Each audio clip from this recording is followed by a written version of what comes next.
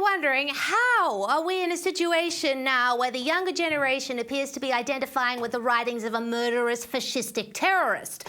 The answer has a few facets, but the first one is Palestine. As we have seen, the general consensus on the progressive left in light of the Israel-Hamas conflict is to oppose Israel under the guise of supporting Palestine. In his letter, Bin Laden says one of the chief reasons al-Qaeda was attacking America was because of US support of Israel. To quote from the letter itself, "The creation and continuation of Israel is one of the greatest crimes, and you are the leaders of its criminals. And of course, there is no need to explain and prove the degree of American support for Israel. The creation of Israel is a crime which must be erased. Each and every person whose hands have become polluted in the contribution towards this crime must pay its price, and pay for it heavily."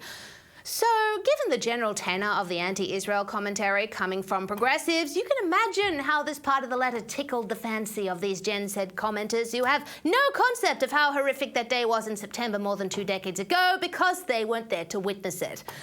Despite the fact their reaction is beyond infuriating, it is worth unpacking, as the left likes to say. Now, there has been a temptation from some commentators throughout the week to say these TikTok users are supporting Osama Bin Laden, or at least agreeing with his justification of September 11. But that's not what I've read into it after watching a number of these reaction videos. Many of these young people seem to be blinded by identity politics and also, dare I say it, American exceptionalism, which was very prevalent in American culture during their formative childhood years. These young people appear to have been told their whole lives that the reason al-Qaeda attacked the World Trade Center was simply because bin Laden and his cronies hated America, hated its morals, its freedoms, and its way of life, and thus sought to destroy it. They seemed completely unaware that there was any kind of geopolitical situation underpinning the attack until they read bin Laden's letter.